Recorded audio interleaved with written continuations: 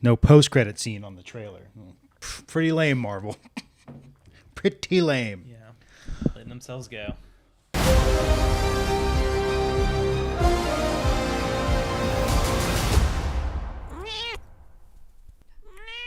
We are here. My name is Mike Rinaldi, and we are here to talk about the Spider-Man No Way Home trailer. With me is my friend Adrian, who is a Spider-Man enthusiast, a comic book enthusiast. He's a big fucking nerd, is what he is. You can tell by his shirt. Yeah, pretty nerdy. Show me shirt. Get up there. Oh yeah, right there it is. Can you see it? There he is. We'll get a little zoom action on there. I'll have to take your mic out and post. All right. Cool. All right. So I don't know as much about Spider-Man as you do. I've seen the movies. I've read a few comics. What's going on? So it seems like this movie's going to pick up right where the last one left off. Like literally him on top of a building, seeing his identity get leaked, and then surrounded by helicopters. Which in my opinion is one of the greatest choices they ever made was turning J.J. Jameson into like an Alex Jones type personality. Yes. Like Peter Parker is Spider-Man, and also he's turning the frogs gay. That's the vibe I got from him with his big face on screen. Honestly, like I've really enjoyed, just like even in the games, they've made Jonah Jameson like a podcaster, like web series type thing now. He's not like so much a newspaper because those are dying. Well, he's always been, even back in the day, he was always like, wasn't he always like a tabloid kind of journalist? He was always looking to rake Spider-Man over the coals, whether he had the facts or not. He hates superheroes, but he has integrity. Like, does he? I mean, in most medias he has, or most like portrayals of him, right? He's a stand-up guy that just really hates mass superheroes. Is he not always in the comics kind of like not giving Spider-Man a fair shake? Doesn't he always? With a person like Spider-Man, Spider-Man's not going to sue you for libel, so you can kind of get away with saying what you want about him. But that doesn't really scream journalistic integrity, if that's what he does. And I mean, Spider-Man sits there and just like pokes him all the time too. Like it's not just a one-way street. Spider-Man takes great joy in messing with him. Well, what else are you going to do when you can't sue somebody for libel unless you reveal your identity? A few occasions where Jonah has created supervillains on accident trying to catch Spider-Man. So, all right, can you walk me through one of those scenarios, because that's news to me? One of the first ones, the Spider Slayers. He created these robots. This is like early 60s, or maybe like late 60s, early 70s. It sounds like a biker gang, the Spider Slayers. Alistair Smythe or something like that. Smythe is like what they goes by short. He creates these robots, and they have these giant television screens that just show Jonah's face, and he's like trying to catch Spider-Man. But then Smythe starts using them for nefarious things. And so eventually his son takes over the business after he dies and actually turns himself into like a half human, half slayer, Spider Slayer type creature. So newsman J. Jonah Jameson creates, or at least buys, an army of Spider-Man hunting robots. Just one. He buys one, and then I think he tries again later and buys another one. Why wouldn't you? Yeah. I mean, you don't give something up after one failed attempt. Even if that one failed attempt becomes a recurring super villain. He also funds the Scorpion. Like, he funded the guy Mac Gargan getting turned into the Scorpion. What's the deal with Scorpion? Is that a guy in a suit, or is he like physically a Scorpion? He's just like a regular street thug, and I think maybe a private eye, and originally, and Jameson hires him to track down Spider-Man and gives him the option to get superpowers himself or put the suit on, and when he puts the suit on, it gets bonded to him permanently, and he becomes the Scorpion, and he's just like unstable and angry that he can't take this giant green suit off ever, and it's bonded to him. It's like physically bonded to his skin. He can't remove it. I think my favorite way I've ever seen it was in the 90s Spider-Man cartoon. He would just like be wearing a trench coat with his tail behind him, walking around with a hat on, trying to blend in. That reminds me of the first Fantastic Four movie, when the Thing would just wear like a quadruple X raincoat and a hat. You know, it's a big thing in the, I guess, superhero community. Raphael does it too. That's true. from the Ninja When you're just like, when you clearly don't have a human form, yeah, you got to cover up with something. Trench coats used by superheroes Yeah. undercover or Yeah. guys carrying lots of guns. Also, they were really big throughout. Really, they didn't really stop getting popular until like the mid '90s. Yeah, like the Matrix for some reason killed them. That that was it. That was the end of trench coats. Was the Matrix. Weird, right? Now I Went think out on a high. I think because we still took them seriously. Anytime you saw a dude in a dark trench coat after the Matrix, it was just like, come on. Yeah. What are you doing? Even though we put up with them for 50 years before that. Like back to like the Casablanca days or like the noir detective days. Like raincoats were in back then. Dick Tracy had a bright yellow one. All right, burn. All right, so we just did a little bit of a Spider-Man history. A very brief history of J. Jonah Jameson. In my opinion, J.K. Simmons as J. Jonah Jameson, maybe the best casting choice of the last 40 years. Yeah, I mean, I don't know if they've ever cast anyone else to play him because they just completely ignored him in the Amazing Spider-Man series. Yeah, well, because they either decided they didn't need him for the story they wanted to tell, which I guess they didn't, but also B, it's like, who are you going to get that's going to do a better job than that, you know? Anyway. Yeah. Can't recast Jonah. You can't at all. Like, I feel like J.K. Simmons as J. Jonah Jameson and then Robert Downey Jr. as Tony Stark, the only two casting choices that are like absolutely irreplaceable, I think, in the entire from Sam Raimi's Spider-Man all the way up to where we are now. Man, I was just talking about this the other day. Hugh Jackman's Wolverine is going to be a hard recast. Yeah, as true. well. True, which is interesting because he's not really like the comic book character. Not at all. Comic book characters, he's like 5 feet tall? Yeah. And he's like 4 feet wide. Yeah, like a better casting. He's like a cube. A more accurate casting would probably be Danny DeVito, yeah. And just put some gel in his hair. Although he would make a good like Puck as well. Yeah. I think Danny DeVito's at a time in his life where he's past the point where he's going to get shredded, though, to be Wolverine. Because Wolverine is short and he's wide, but he's built. Yeah. He's not a bowling ball. He's a ball of muscle. He's not the Penguin. Yeah. Which I love how, like, Danny DeVito's Penguin, they're just like, all right, we're just going to give you some weird fingers and you're set. Like, can you eat a fish raw? Yeah. Yeah, absolutely. Can you bite a guy in the nose? Not the first time, not the last time. No special effects needed at all. But, all right, so let's talk the trailer. So first thing we see, they recap the events of the last movie. Everyone knows he's Spider-Man. Him and MJ are trying to figure shit out. They're hanging out on the roof. He goes to Doctor Strange, who is living in it's like the Fortress of Solitude. It's all snow covered. It's interesting. I think maybe it's summertime and he, instead of using an AC like a conventional human, Doctor Strange must have like cast like a snow spell and decided to sip some coffee by his little fire that he starts with his hand. Yeah, I know living in New York is expensive, but I feel like cheating on your energy bill, maybe there's better ways to save money for a man who saved the universe. We don't know. Like, maybe he's just practicing some new magic. Like, we don't know what he's up to. I liked how he had a little like college sweatshirt on under his magic cape.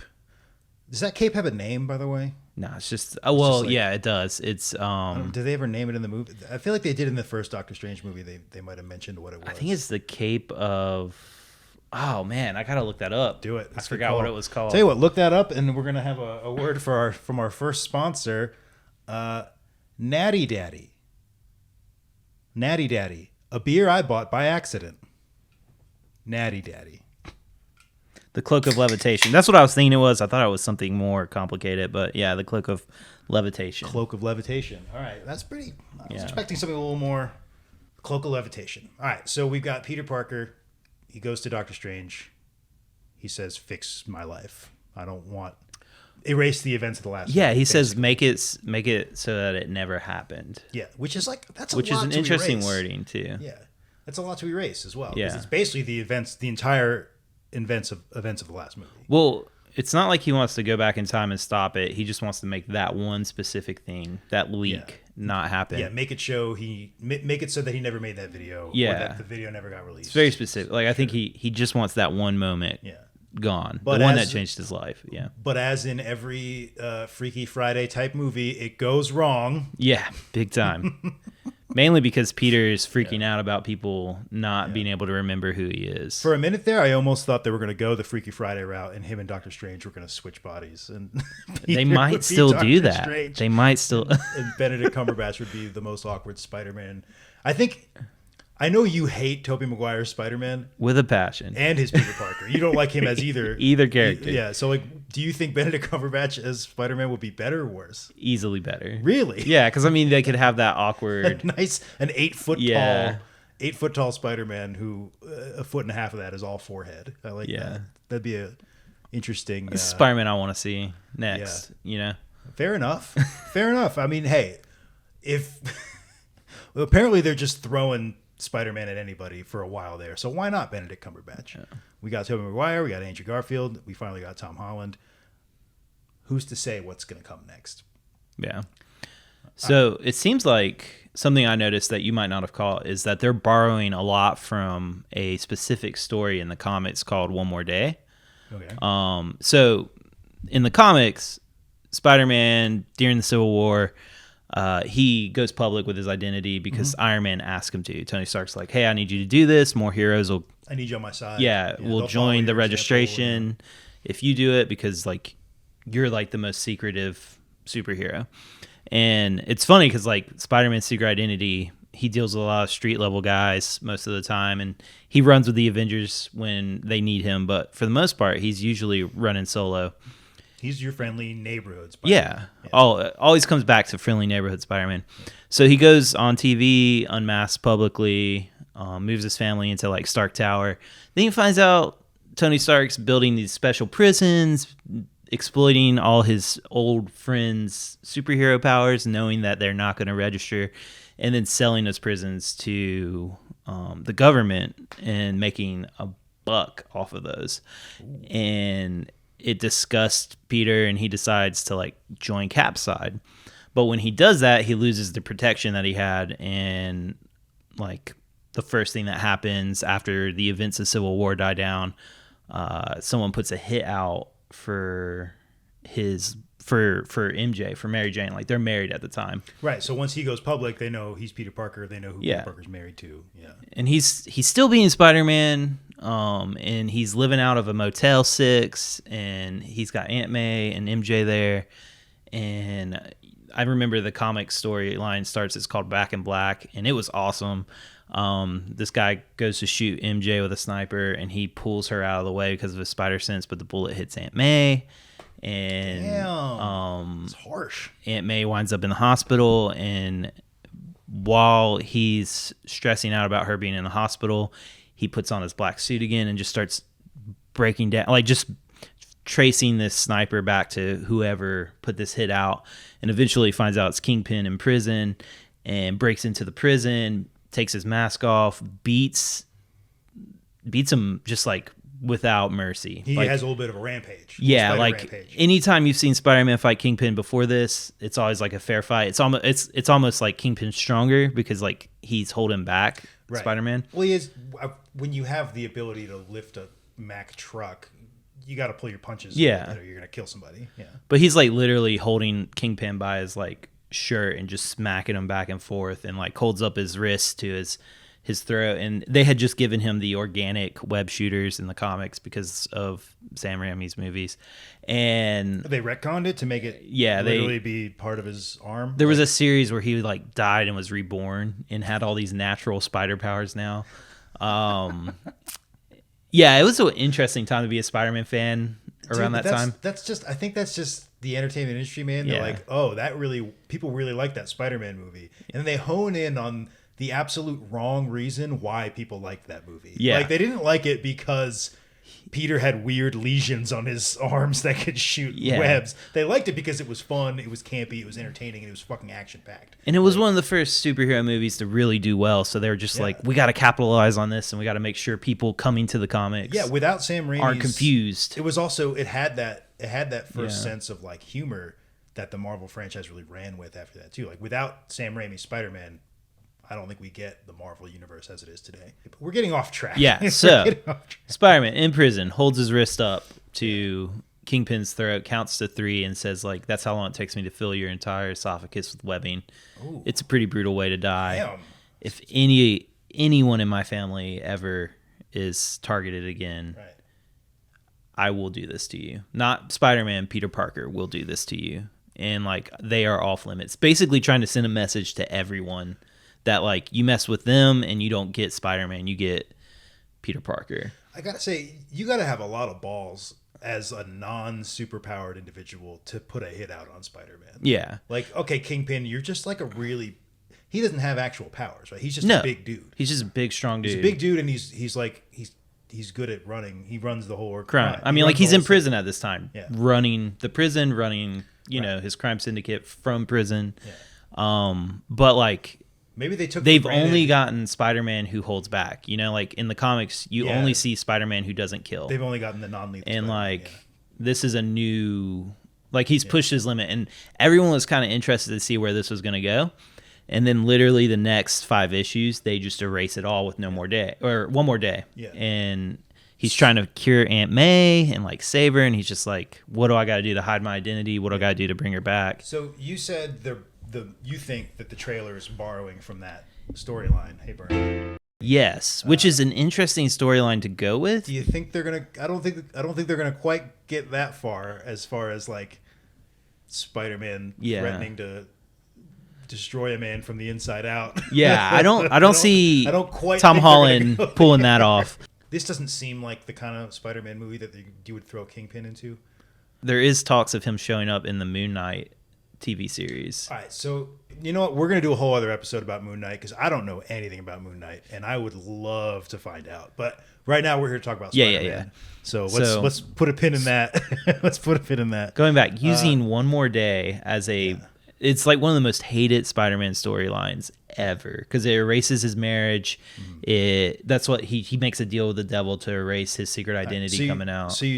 That's literally what happens. Yeah, like Mephisto okay. shows up and says, like, I'll let you erase it, but you can never have true love with Mary Jane. Yeah. And like she'll be alive, but you won't have her anymore. And so like I think even I haven't read the comics in the last like year or two, maybe 5, but like till this day, like Spider-Man is no longer with Mary Jane. Like their marriage ended that way, which was really annoying. Fans hated that. So they haven't retconned that at all. Not yet. It's still. Yeah, and that was like early 2000s. So it's coming up on 20 years. Yeah. Wow. So interesting storyline to run with, which leads me to believe that like something's probably going to happen to MJ. So they're definitely borrowing from that. Instead of Mephisto, he's going to Doctor Strange. Doctor Strange, for some reason, still hasn't learned his lesson. Like maybe he got a little bit too cocky from his plan having worked in Endgame. Yeah, I mean, like, nothing's blown up in his face yet. Like, even in his movie, like, he does stuff he's not supposed to, and he still makes it work. Yeah. And then I feel like, his movie is called The Multiverse of Madness. So this movie seems like it's going to kick off his movie. Yeah. I think. So they're definitely going to be related. There's definitely multiverse things happening in this trailer, obviously, because we're going to get to the part here where we've got characters from past franchises coming back. Which is exciting. Played by the same actors. It's not just like a Doc Ock played by some guy. It is Alfred Molina's Doc Ock from Sam Raimi's Spider-Man. So, like, begs the question, is Tobey Maguire going to show up? I'm pretty sure that he is. Even for just a cameo. Yeah. Like, they gotta get him in there at some point. You've also got this I missed on my first watch through because I'm not the type of person who like watches a 3-minute trailer for 45 minutes. But me either. I'm gonna have to be, if I'm gonna be successful on YouTube, I'm gonna have to become that guy. But so you pointed out some things. Obviously, I saw the little goblin, the pumpkin bomb thing. Yeah. That part that I got. So we're looking at some Green Goblin action. Whether it's Norman or Harry remains to be seen. Maybe both. Well, I mean, that was definitely William Dafoe's laugh. Like, True. Like that wasn't Harry didn't laugh like that. Either Harry didn't laugh like that. By the way, both actors who played Harry, what a couple of duds. Yeah. James Franco, and then I'm like, man, can you get like a more off-putting person than James Franco, sarcastically? And then they were like, oh yeah, Dane Dean. They got somebody who looks creepier and is more off-putting. Like, breaks my heart that the Osborns have not really had a chance to shine in the movie franchises like they should. Yeah, I loved Willem Dafoe as Norman Osborn, but I think that's just because I loved Willem Dafoe. I love Willem Dafoe. Yeah, he's just so fun to watch in anything. And if his movie came out now, they would have done a build-up for 3 movies leading up to him being Green Goblin, instead of just making it a one and done. Willem Dafoe to me is like a Nicolas Cage who never went broke. Like he never had to stoop, so he never had to go and just start saying yes to everything. Yeah. But he's just he brings the same insanity energy. Like Willem Dafoe could have been in Mandy and it would have worked 100%. He could have done Mandy 100%. It would have been like, wow, this is a great movie. We'll talk about Mandy some other time. So I noticed, obviously, everybody noticed Doc Ock. Obviously, I saw the pumpkin bomb, so we're getting a Green Goblin. One thing I missed the first time around that you brought up to me was the Sandman and Electro teases. Yeah. So there's a scene where he's running and the sand behind him is like lifting up off the ground. Yeah. And then there's another scene where yellow lightning's coming down and sand's coming up. And that leads us to like believe those are hints at Sandman and Electro. But it's just an interesting... I think, okay, Electro from the Amazing series coming back makes sense because he was unstable. Like... Yeah. Him going after any Spider-Man that he sees makes sense because he just hates Spider-Man now. Right. His lightning was blue in that movie. I thought. Yeah. And they might be going for like a old school, because there's a lot of talk online about maybe the Sinister Six are going to show up. I was going to bring that up too. Somebody mentioned that to me. They're thinking about Sinister Six. Yeah. Now, for anyone who doesn't know, me included, who is the original Sinister Six? Original Sinister Six was ran by Dr. Octopus, and it had Kraven the Hunter in it. You had the Vulture. You had Mysterio. Was Green Goblin part of it? Green Goblin was not a part of it. He was too big. He was doing his own thing. Yeah. And him and Dr. Octopus don't work together often. They kind of have like a who's the smartest guy in the room argument every time they're together. Gotcha. And so that usually doesn't work. So it's interesting. I was going to say, like, another interesting element of that is, correct me if I'm wrong, the end of Spider-Man 2, which I haven't watched in probably like 10 years. I think I'm going to do a rewatch of all of them. Amazing Spider-Man 2, meaning Andrew Garfield's second movie? No, I'm talking about Tobey Maguire's second movie with Doc Ock. Oh, yeah, Spider-Man 2. Yeah, the original Spider-Man 2, yeah. Yeah, that's so the original, the way it ends, like, Dr. Octopus was going to win, and then Peter somehow convinces him, or scratch that, Toby, because he's not really Peter Parker. Oh yeah, we're gonna get into this. We're gonna get into this. Toby somehow convinces him that like what he's doing with his machine isn't good, and like it's going to destroy the city and create a black hole. And so like he lets him go. I believe, I could be wrong, and he like tackles his machine into the ocean and drowns. Yeah, he has a Toby.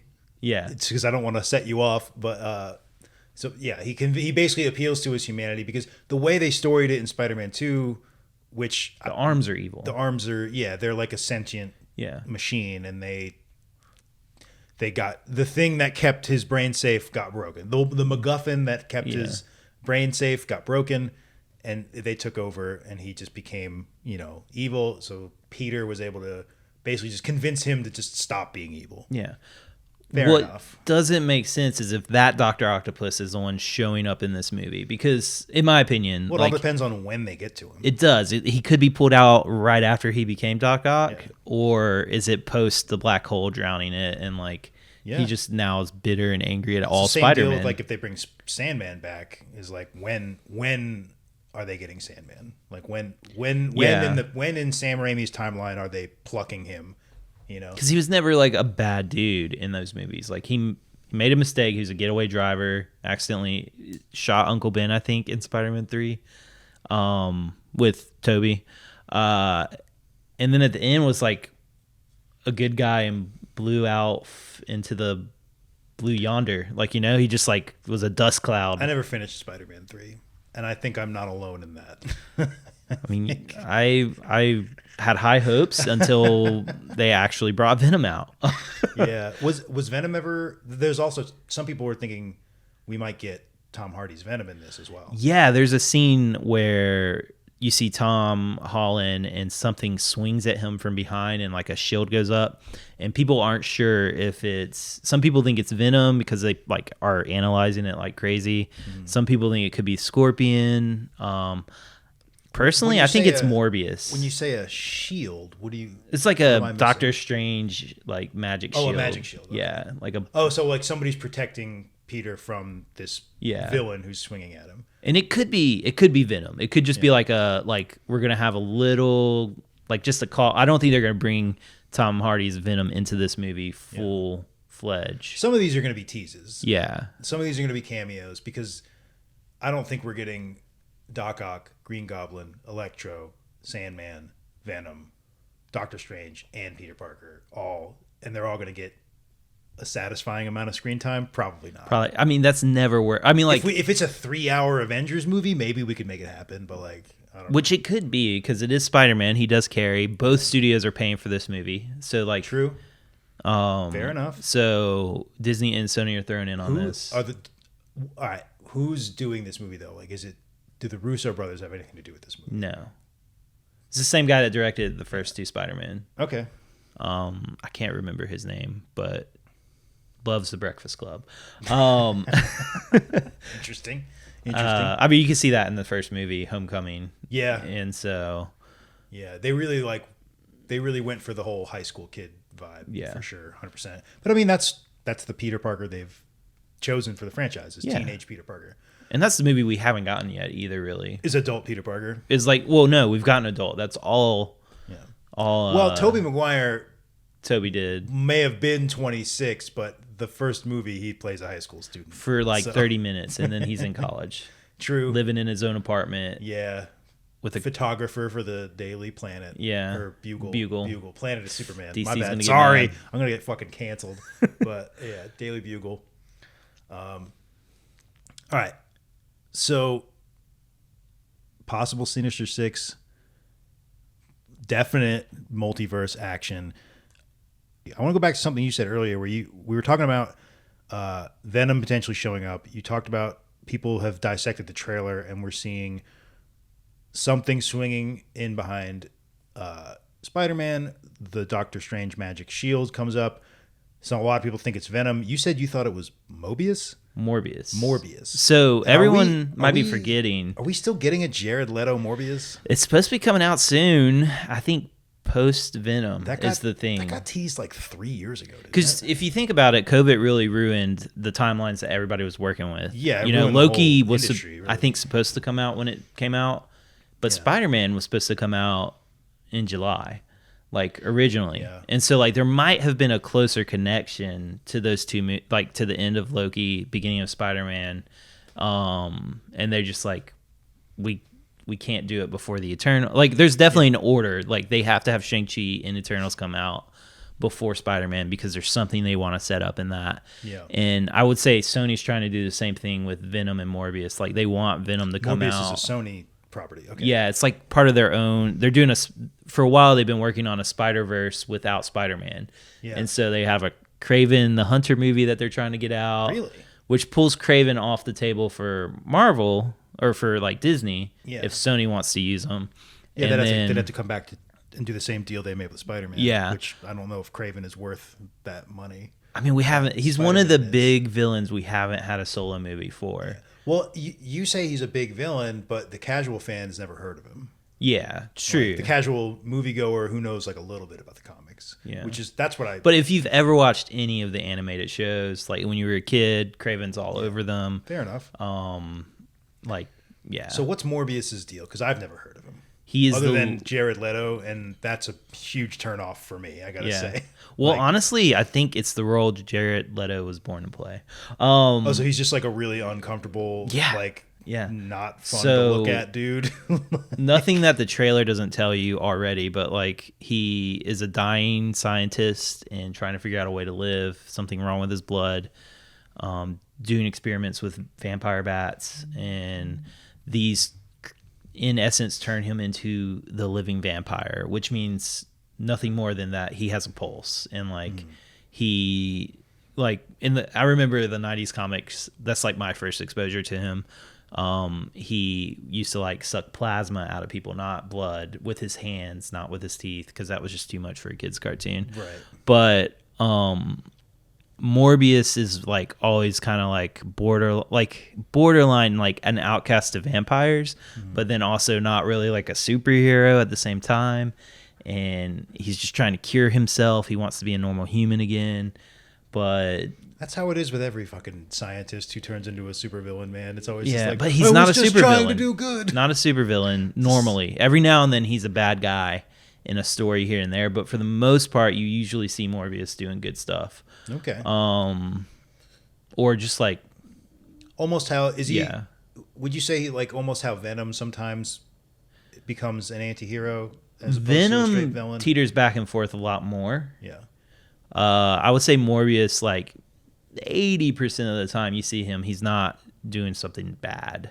He's just got bad luck with his science experiment, and he's trying to do the best he can with it while still needing blood and like still not being able to expose himself to the sun, but Okay. he can walk into any room he wants, you know? Right. He doesn't have to be invited. I don't. So he's a vampire, but he's not undead. Yeah. He's not a magic demon. He's not mystical. He's not He's mystical scientific. anyway. He's just a dude who needs blood to survive. Can't transform into a bat, Yeah. you know? But he does deal with vampires. And So actual vampires exist in the Marvel universe. yeah, which, Like actual undead Dracula yeah, style I mean, we have a vampires. Blade movie coming soon. Dude, I completely forget that Blade is Marvel sometimes. Yeah. I'm like, wait, vampires exist in Marvel? I'm like, oh yeah, Blade. There was 3 whole movies about it. I forgot. Yeah. And then one of them was actually really good. Yeah. So hopefully, It's the first one. I know everyone out there in the comments can be like, Blade 2 is so good. It's not. Watch the final fight scene in Blade 2 and tell me it's a good movie.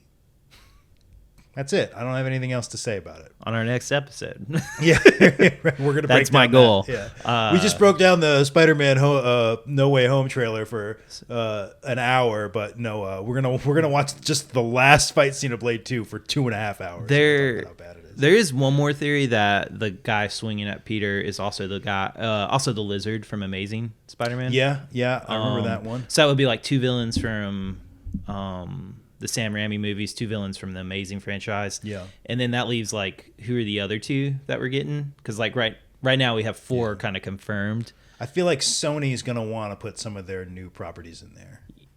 I feel like they'd be silly not to want to sneak Venom in even for a little bit. Yeah, they're but putting Marvel, they're investing a lot in Disney is pretty strict about like, hey, we don't like your Venom. Like it is not attached to our Spider to Venom.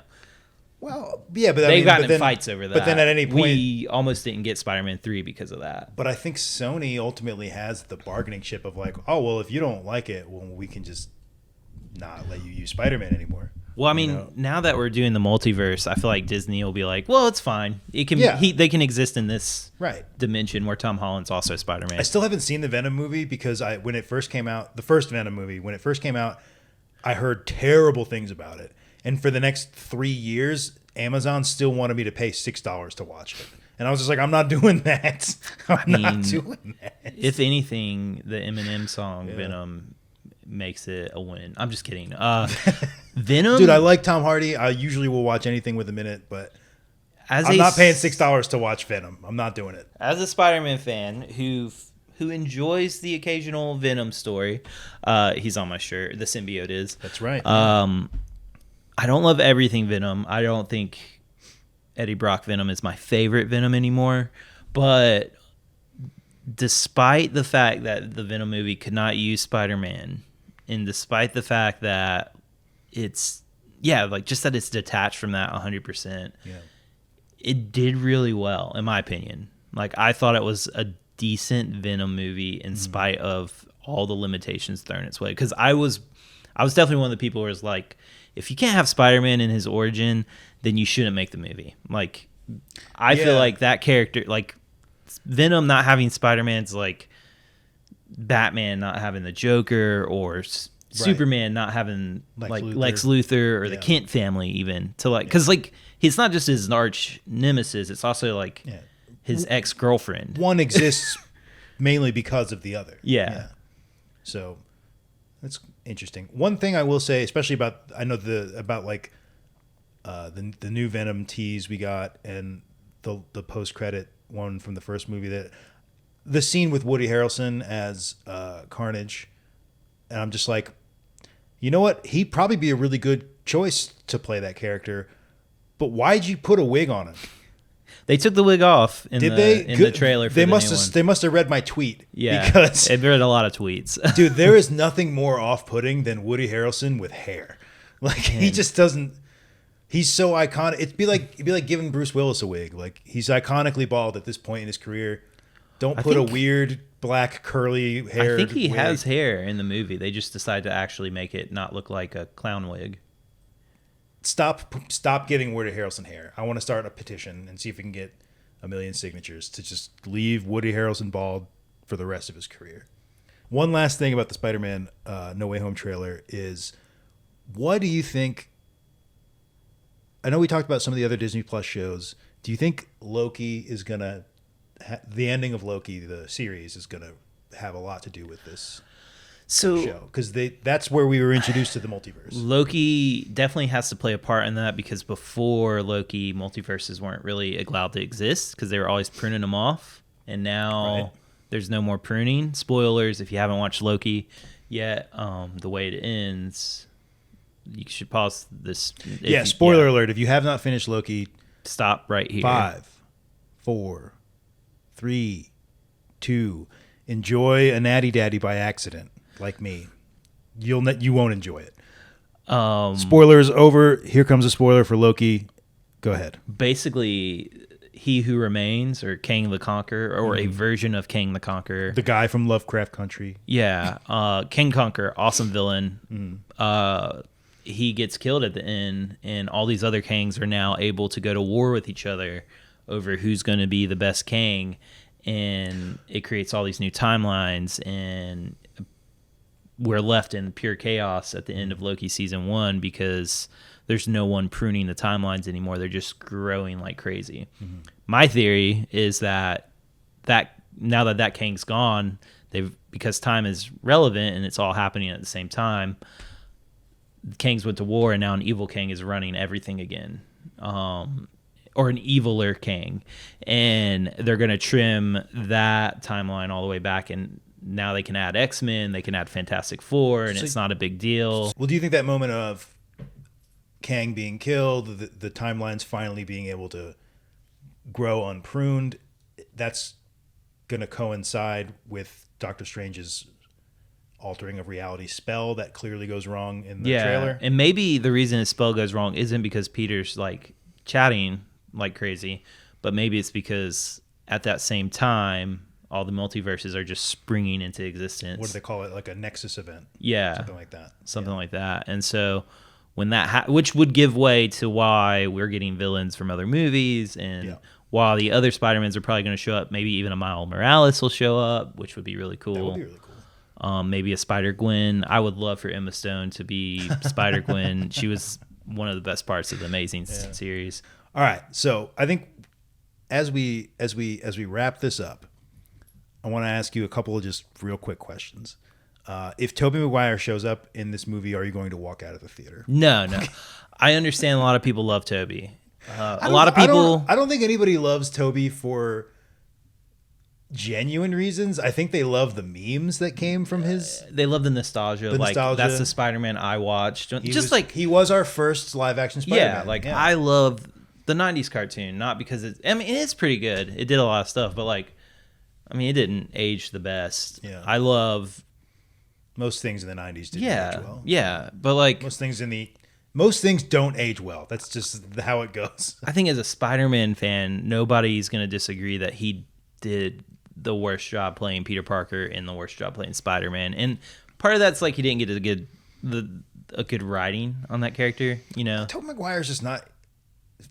It's not a very charismatic man. yeah. I agree with you on that. Yeah, Andrew Garfield was an awesome Spider-Man. He nailed the wit, had the right personality. When he was in the suit, he was owning it. Not the greatest Peter Parker. Tom Holland, awesome Peter Parker. Andrew Garfield's Peter Parker was too cool. Yeah, I didn't buy him as like a nerd who got bullied. I'm was like, a no, loner. dude, you're like Yeah. grinding skateboards, like you're wearing like army jacket, like you're too cool, man. Like way too cool. Yeah. Yeah. But as an actual in the suit Spider-Man, I'm like, yeah, I'd buy that. Yeah, he was great. And then I think Tom Holland probably the best we've gotten so far. Best of both. Most like balanced. he does both. He hasn't had a chance to really be He also an independent Spider-Man. he also has the benefit of a beloved franchise surrounding him that is the Avengers multiverse. Like it's hard to not succeed in the Avengers universe. You know what I mean? Like Ant-Man is popular. Paul Rudd kills it.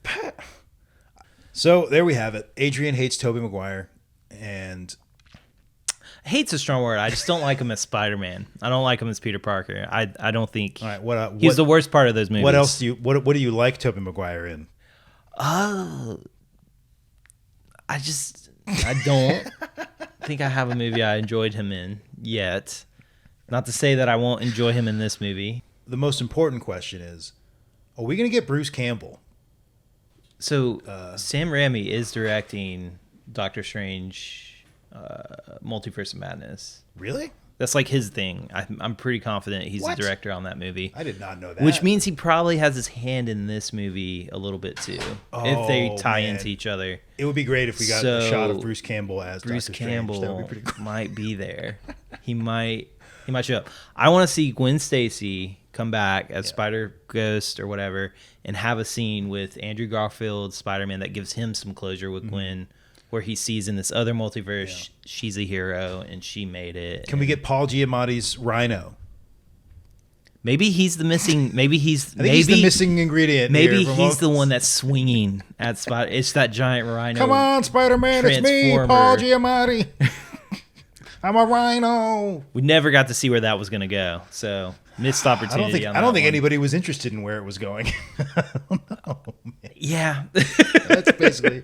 Anyway, those are our long-winded thoughts on the new Spider-Man trailer. More as this story develops. If you guys like this kind of content, like, subscribe, share, and we'll see you on the tubes. Until then, Spider-Man does whatever a spider can. Yeah. Till then. Till then.